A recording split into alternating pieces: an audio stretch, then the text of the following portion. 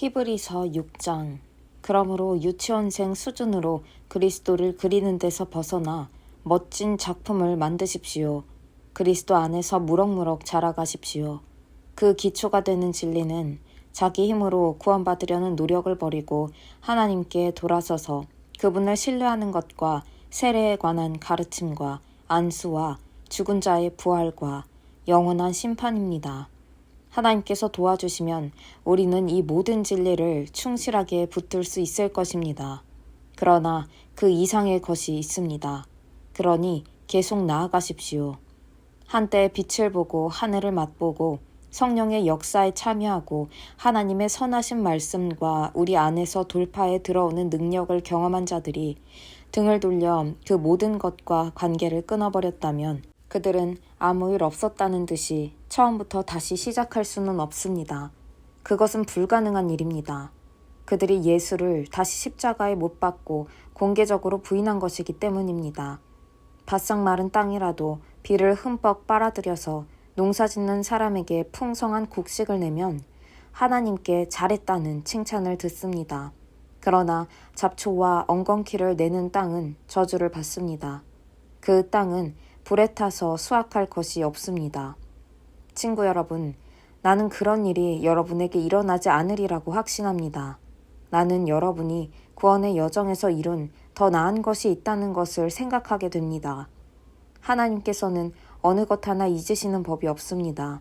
하나님께서는 여러분이 가난한 그리스도인들을 도우면서 보여준 사랑을 너무도 잘 알고 계시며 여러분이 그 일을 계속하고 있다는 것도 잘 알고 계십니다.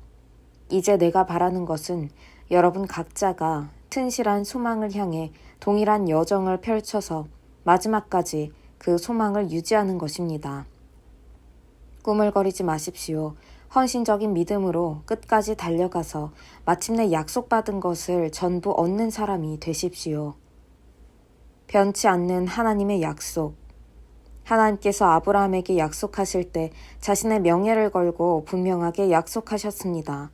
하나님께서는 내가 약속한다. 내가 가진 모든 것으로 너에게 복을 주겠다.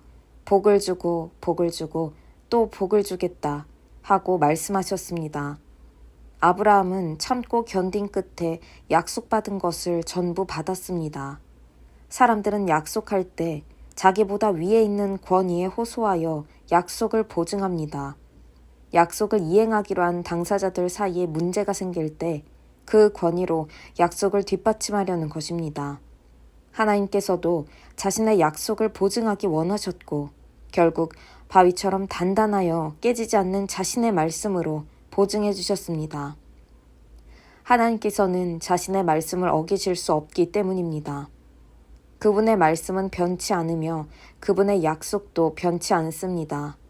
하나님께 인생을 건 우리는 약속받은 소망을 두 손으로 붙잡고 놓지 말아야 할 이유가 충분합니다. 그 소망은 끊어지지 않는 영적 생명줄 같아서 모든 상황을 뛰어넘어 곧바로 하나님 앞에서까지 이릅니다. 그곳에는 우리보다 앞서 달려가신 예수께서 멜기세덱의 반열에 따라 우리를 위한 영원한 대제사장직을 맡고 계십니다. 히브리서 7장. 하나님의 제사장 멜기세덱. 멜기세덱은 살렘의 왕이며 지극히 높으신 하나님의 제사장이었습니다. 그는 여러 왕을 무찌르고 돌아오는 아브라함을 만나서 축복했습니다. 아브라함은 담례로 전리품의 10분의 1을 그에게 바쳤습니다. 멜기세덱은 의의 왕을 뜻합니다. 살렘은 평화를 뜻합니다. 그러므로 그는 평화의 왕이기도 합니다. 멜기세덱은 먼 과거로부터 우뚝 솟은 존재로서 족보도 없고 시작도 없고 끝도 없습니다. 이처럼 그는 하나님의 아들과 같아서 언제나 다스리는 위대한 제사장으로 있습니다. 조상 아브라함이 전리품의 10분의 1을 멜기세덱에게 바친 것을 보면 그가 얼마나 위대한지 여러분도 알 수 있을 것입니다. 레위 자손 가운데 제사장들은 백성으로부터 11조를 거두도록 율법에 규정되어 있습니다. 제사장과 백성 모두가 아브라함을 한 조상으로 둔 동족인데도 그렇습니다. 그러나 멜기세덱은 완전히 외부인인데도 아브라함에게서 10분의 1을 받았고 약속을 받은 사람인 아브라함을 축복했습니다. 축복은 아랫사람이 윗사람에게 받는 법입니다.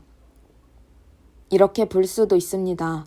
우리는 죽을 수밖에 없는 제사장들에게 10분의 1을 바치지만 아브라함은 성경에 살아있다고 기록된 제사장에게 10분의 1을 바친 것입니다.